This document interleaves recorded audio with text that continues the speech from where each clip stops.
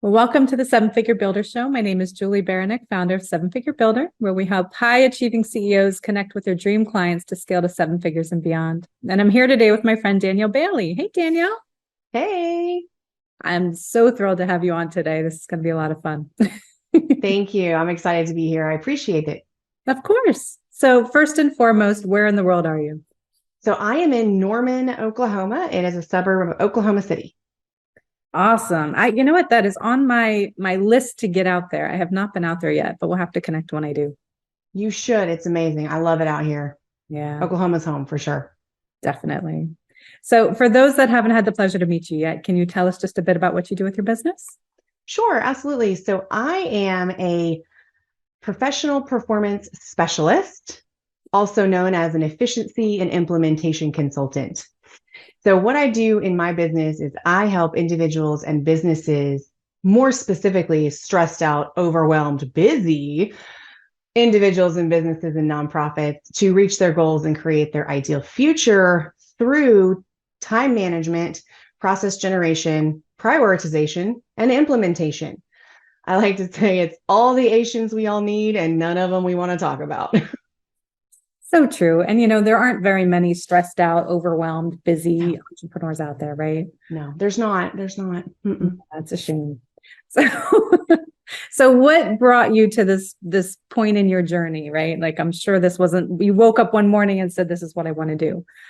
No, absolutely not. So back in 2014, I decided, well, I didn't decide. I was actually ending a master's degree. I was ending a Lean Six Sigma Black Belt certification. I was ending a human resource diversity and development certification. So I had spent my third round back at college very well.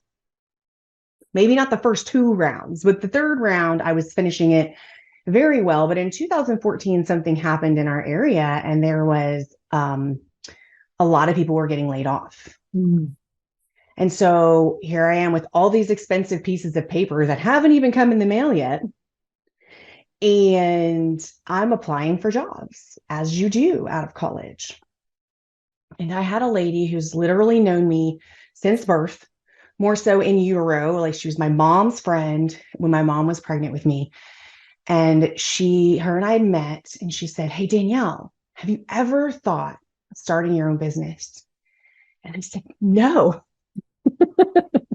I'm a child of entrepreneurs. I've been working since I was 6 years old. I don't want to work that hard. I don't. And 2 weeks later, I spent my last $425 and started my business. So it just, it was it happened at a really good time.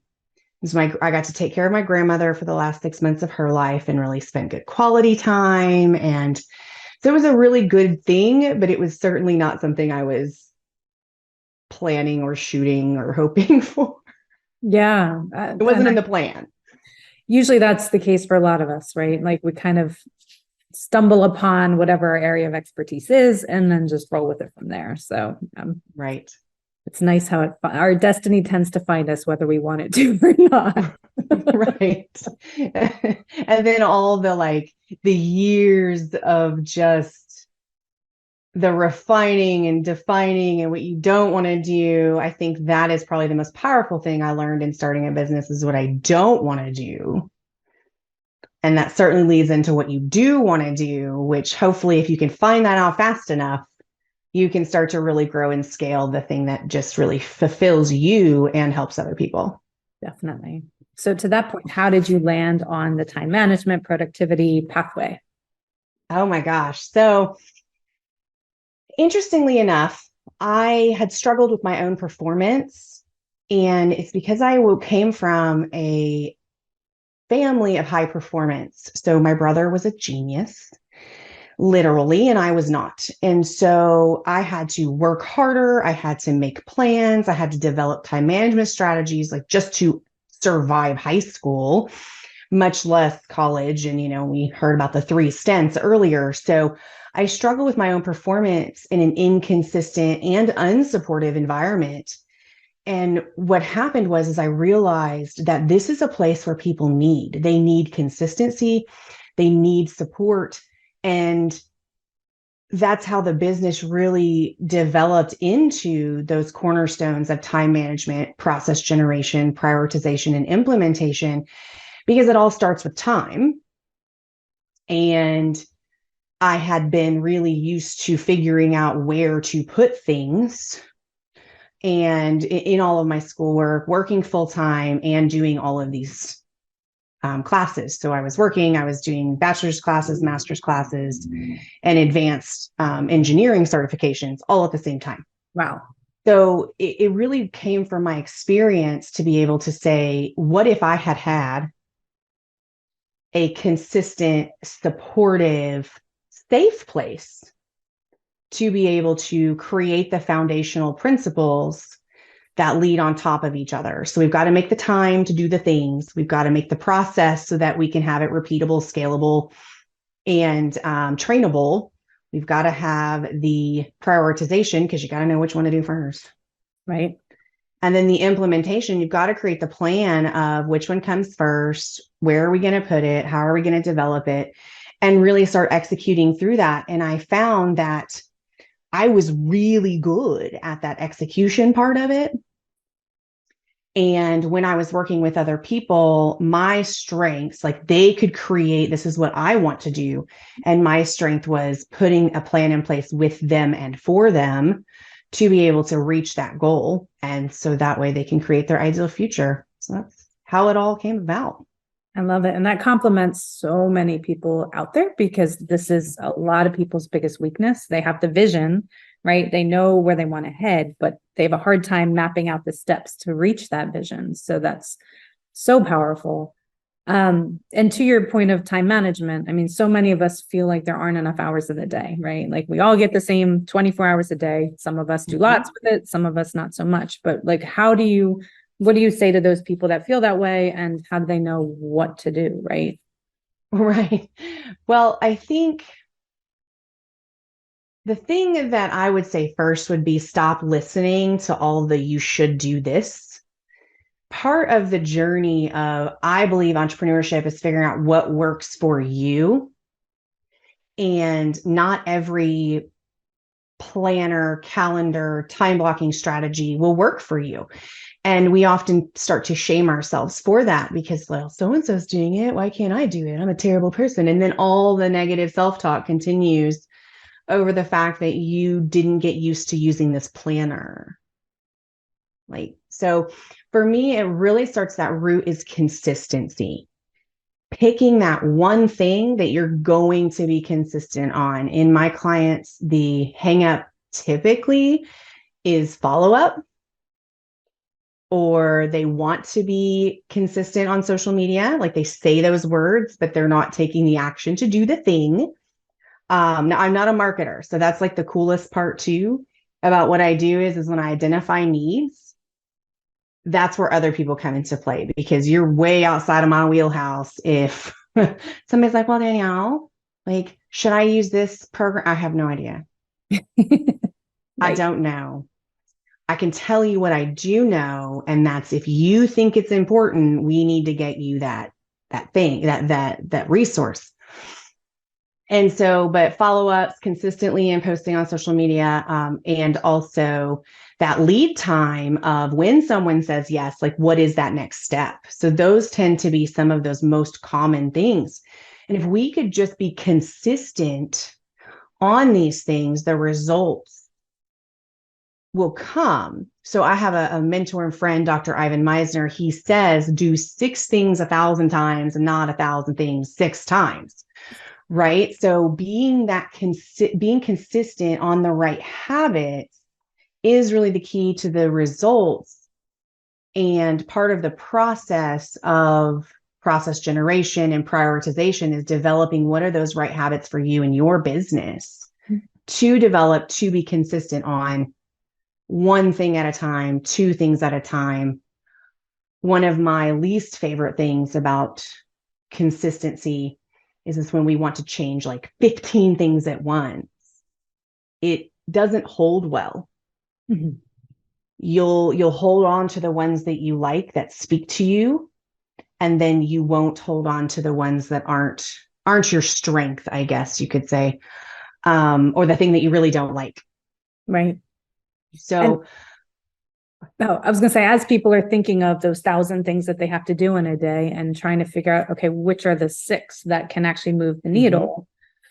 Is that something you help them with, or what would what advice would you give them for that? absolutely. Great question. So it would be a success list. And the concept of the success list is it can be twofold. It can be 6 things a day. Like, I want to complete these 6 things today, and that will make me feel successful. All 6 of these need to be aligned with your goals.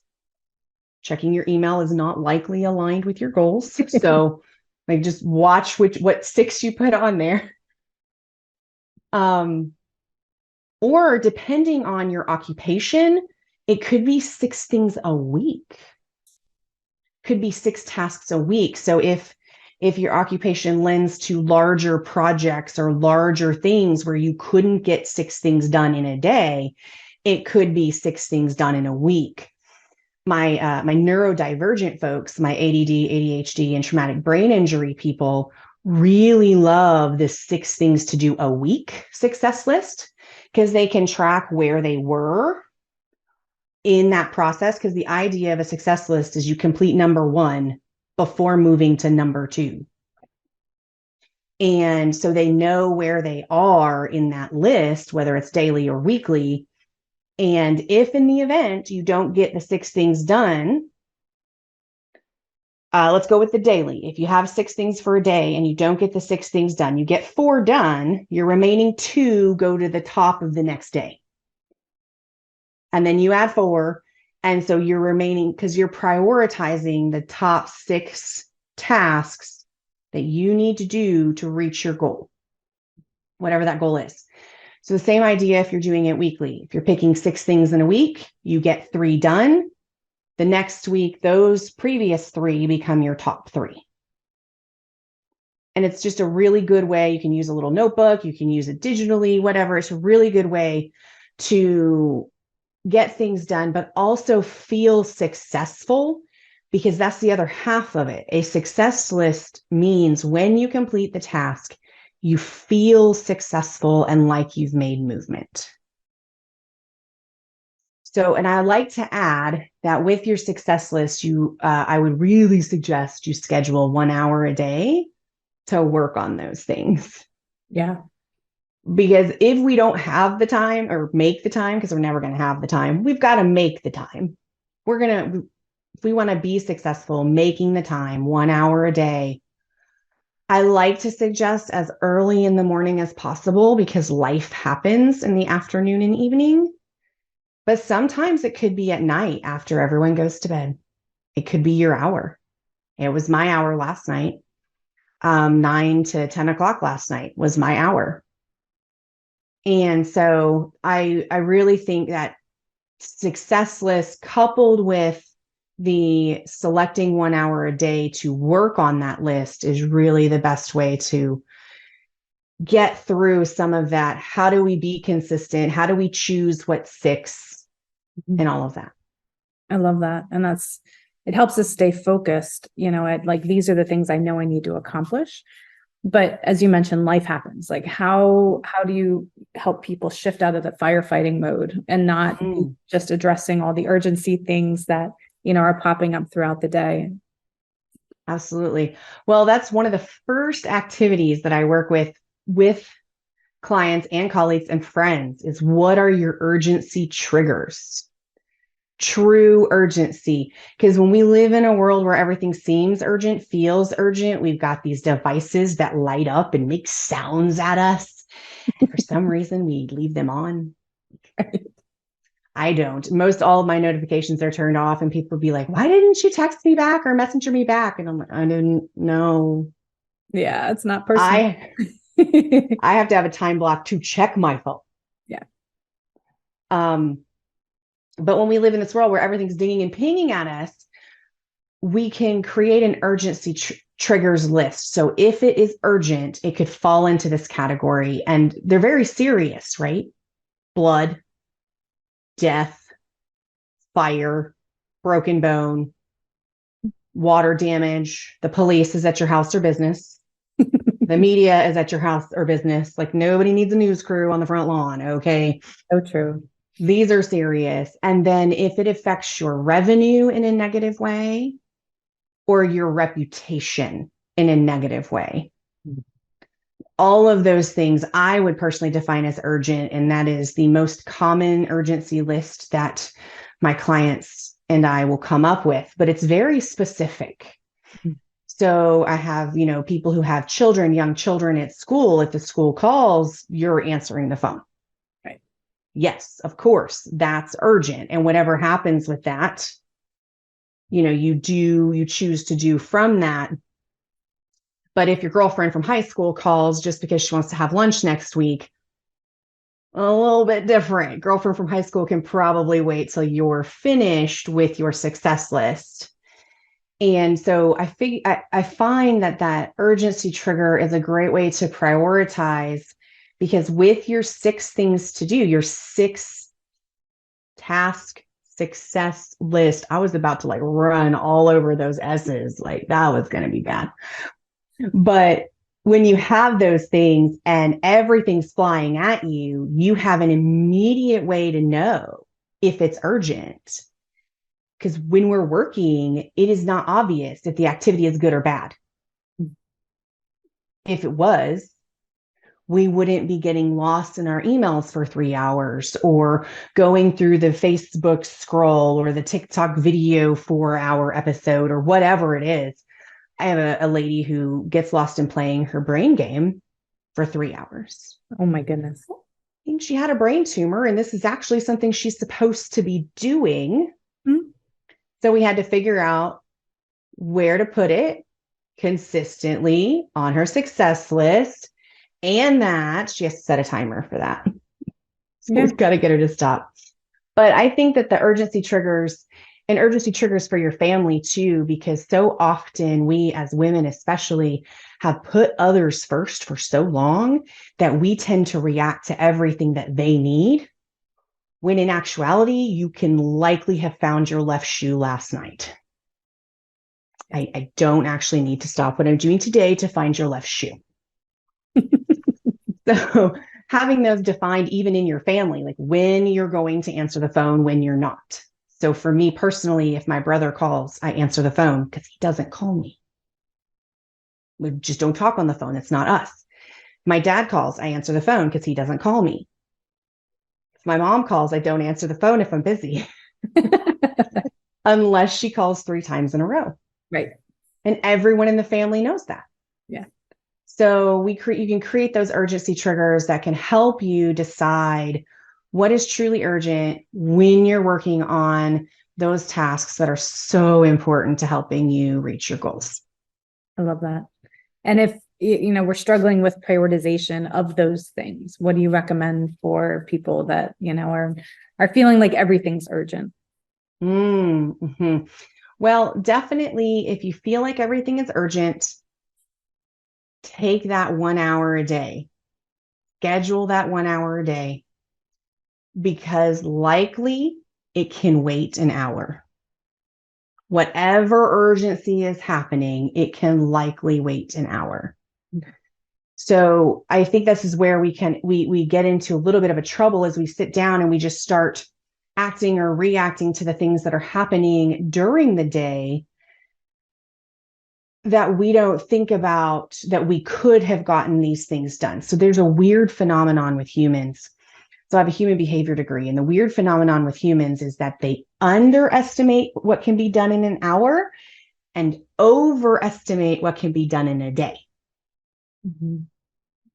So if we're having a hard time prioritizing, take our hour, start with that success list. But success lists need to look like revenue producing activities. So I would start with, what is a revenue producing activity? And just start there. If it makes you money, let's do that. And there is a clear definition. There is not a clear definition between what makes you money and what doesn't, because some activities are income generating, but they don't look like it. So really working with someone to define what is urgent what is your personalized urgency and prioritization list is really important to make sure that that's customized for you so you can make the best decisions for you and your business. Definitely. I know. And I find it helpful for myself to think about the one thing that's going to move the needle the next day. And I'll kind of map that out in my head. Okay, tomorrow I need to address this. And then I put it away. Right. Tomorrow and comes, I love that. I know what I'm going to focus on. Yes, I love that. Isn't that like the focusing question in the book, The One Thing? What is the one thing such by doing it? You make everything else easier. Everything else easier or unnecessary, right? Yeah, I love that. I love that. And I'm also a big fan of the Eisenhower matrix for myself, the urgency importance matrix, and that has helped me tremendously through the years. But yes, and I have webinars that talk on both of those things actually. So the Eisenhower's matrix and the one thing. I think I even did like a whole podcast on that book, and I love those tools, and those tools in and of themselves are really good, but talking through the ability to talk through the daily things, like this happened, where does it fall?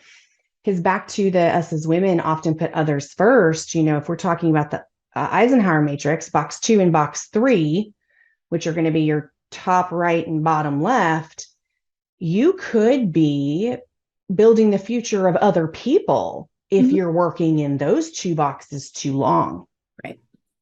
And so in a world where everything feels urgent and we've given of ourselves so much to put others first, we can get lost in box 2, 3, and 4. Yeah, totally. And that 1 hour block, the success list that we're talking about, the consistency that we're talking about, fits in that urgent, not important box 1 on that top left when you look at that matrix. Definitely. So just taking an hour for yourself in those productivity tasks really will move that needle for you.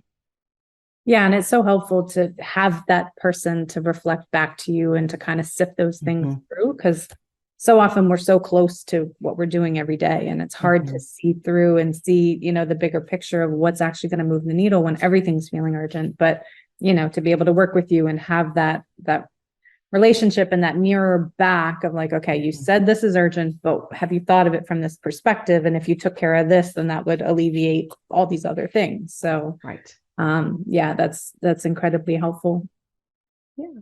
Yeah. So you've accomplished a ton throughout your career, personally, professionally, right? You've learned a ton through the years, but how do you define success? What does that look like for you? So success to me is certainly twofold.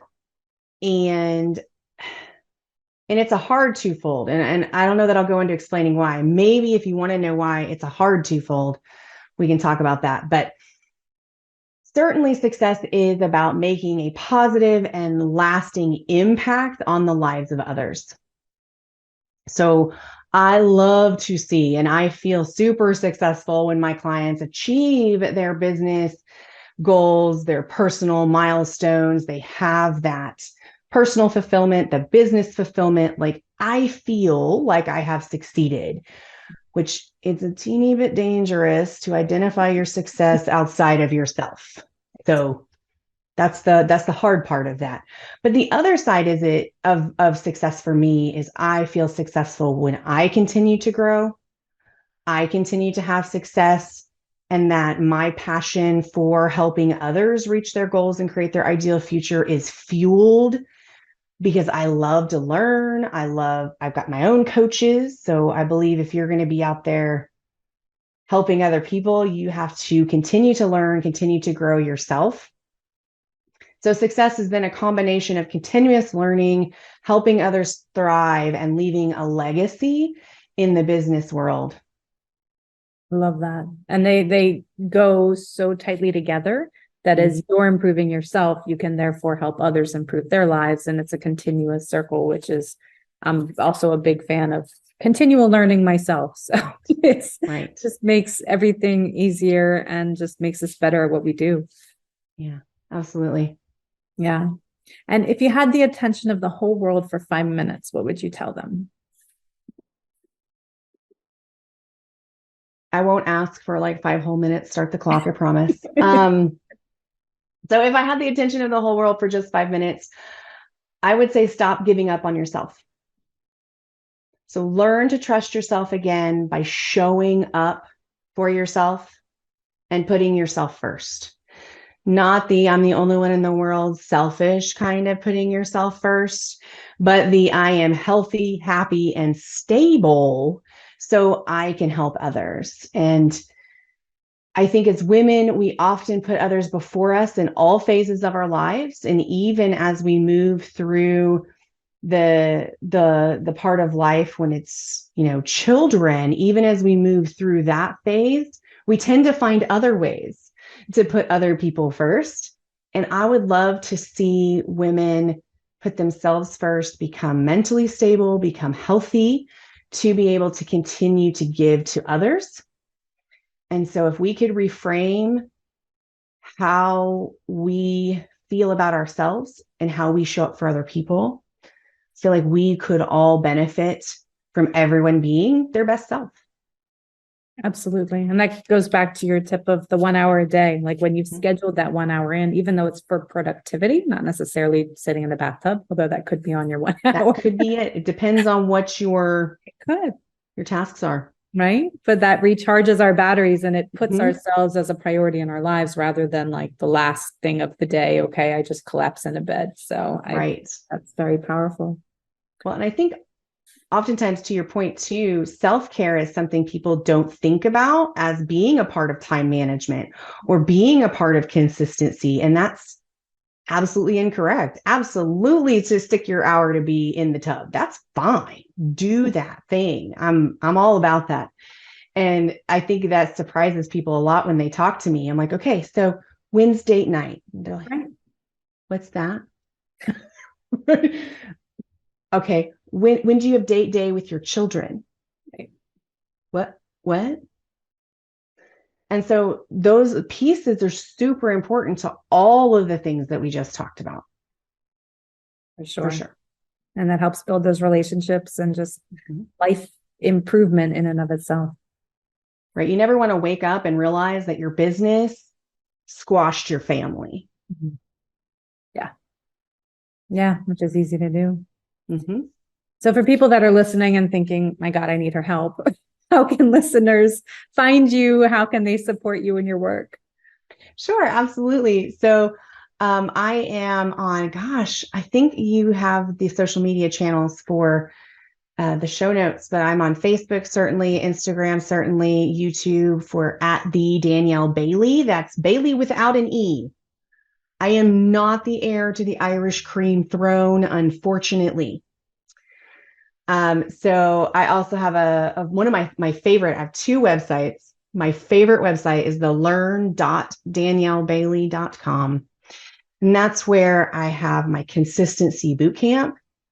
I have a program about inbox controlling your email, how to prioritize your email checking to make that not such a time suck. And also on there, we talk about focused work weekends. I've got another time blocking masterclass on demand on its way to that website. So that's my favorite website because there's a lot of program information and different stuff like that. And then my YouTube channel has tons of tip videos. So yeah. And we'll have all the links down below for everybody to come check them out. And my email is all over all of that stuff. So feel free to email me. That certainly is the best way to get a hold of me. And my team and I can certainly get people where they need to be. Absolutely. Well, thank you, Danielle. This has been awesome and informative and very helpful. Thank you, Julie. Absolutely. And if you found value in this episode, please do share it. That's how people find us. And you can find me at sevenfigurebuilder.com. And I look forward to seeing you on the next episode.